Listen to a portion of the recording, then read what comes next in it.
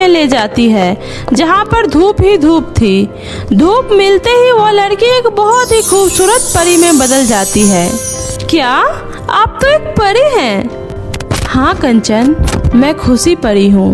मैं यहाँ खेलने आई थी पर पानी में जाने से मेरे पंख गीले हो गए थे, जिस वजह से मैं उड़ नहीं पा रही थी और मेरी सारी जादुई शक्तियाँ भी चली गई थी। तुमने मेरी बहुत मदद की। तुम एक नेक लड़की हो, मैं तुम्हारी मदद करना चाहती हूँ। इतना बोलते ही परी अपनी जादुई छड़ी से एक सुंदर सा तस्वीर मंगाती है। तस्वीर में एक बहुत ही सुंदर सा सुनहरा घर बना हुआ था। परी कंचन को तस्वीर देते हुए बोलती है, कंचन, इस तस्वीर को तुम अपने घर की दीवार पर लगा देना। अगले दिन जब तुम काम की तलाश में निकलोगी और तुम्हें रास्ते में कहीं ऐसा ही घर दिखे तो तुम उस घर के अंदर जरूर जाना। वहाँ तुम्हें ज़रूरत का हर वो सामान मिल जाएगा जिसकी तुम्हें ज़रूरत होगी, लेकिन तुम वहाँ से उतना ही सामान लेना जितना कि तुम्हें ज़रूरत हो। अगर तुमने लालच की तो यह सुनहरा घर अचानक गायब हो जाएगा। और हाँ, तुम इस घर की मदद से ज़रूरतमंद लोगों की मदद करोगी तो ये घर तुम्हें हर जगह दिखाई देगा। लेकिन याद रखना, इस घर में अपने साथ किसी को अंदर लेकर मत जाना, वरना यह जादुई सुनहरा घर हमेशा के लिए गायब हो जाएगा। ठीक है परी जी।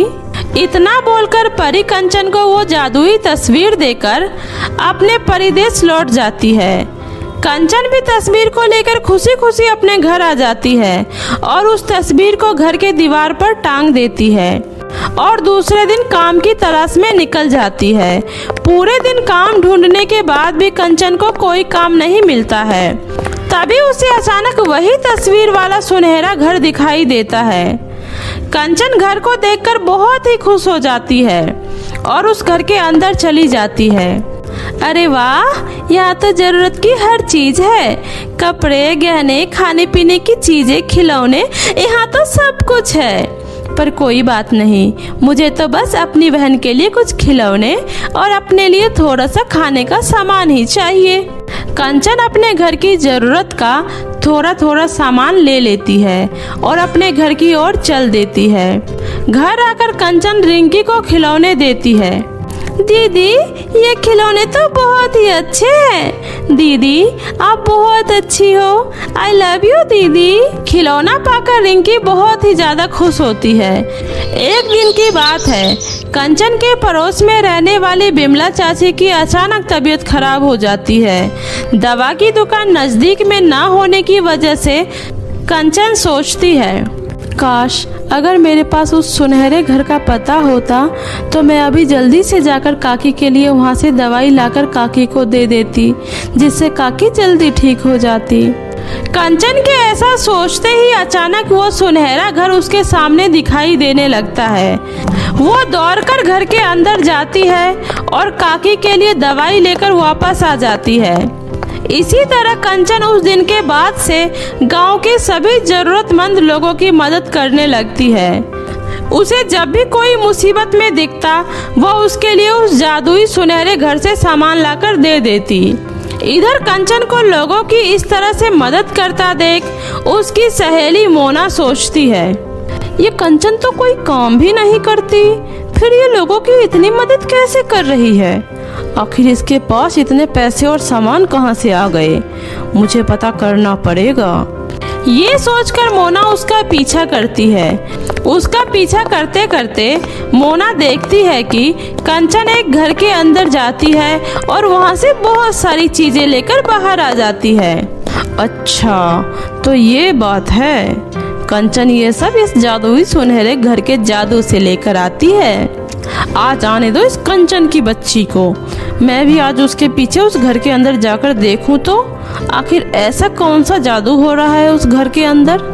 अगले दिन मोना चुपके से कंचन का पीछा करते हुए उस जादुई सुनहरे घर के अंदर घुस जाती है। घर के अंदर जरूरत की इतनी सारी चीजों को देखकर मोना बहुत ही खुश हो जाती है।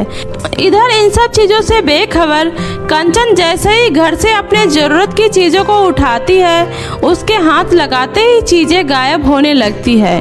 आखिर ये क्या हो रहा है? ये चीजें अचानक कैसे गायब हो रही है?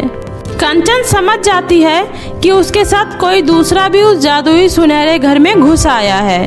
वह जैसे ही पीछे पलटती है तो पीछे उसकी सहेली मोना खड़ी होती है। और ये क्या? अचानक से वो जादुई सुनहरा घर पूरी तरह से गायब हो जाता है और दोनों एक खुले मैदान में खड़े हुए मिलते हैं। मोना, तुम अंदर कैसे आई? अरे, आने से पहले एक बार मुझसे पूछ लेती। तुम्हें कुछ चाहिए था तो मुझसे मांग लेती। इस तरह मेरे पीछे पीछे इस जादुई सुनहरे घर के अंदर आने की क्या जरूरत थी? अब देखो, तुम्हारी वजह से ये जादुई सुनहरा घर गायब हो गया। अब मैं लोगों की मदद कैसे करूंगी? कंचन, लेकिन ये घर गायब क्यों हो गया? यह एक जादुई घर था जिसमें सिर्फ मैं ही जा सकती थी और मैं ही उसके घर के अंदर से जरूरत का सामान ला सकती थी। पर तुमने ये क्या कर दिया मोना? तुम्हारी वजह से जादुई घर गायब हो गया।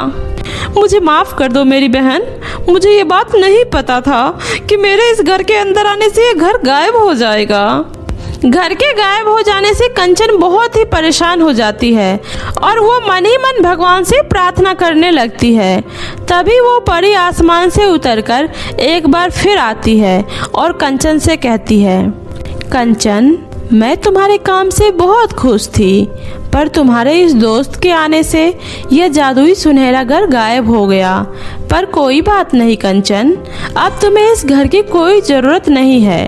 तुम अब इतनी संपन्न और मेहनती हो चुकी हो और तुम्हारे अंदर इतनी दया की भावना भर चुकी है कि अब तुम्हें कहीं भी कोई भी बड़ी आसानी से काम दे देगा।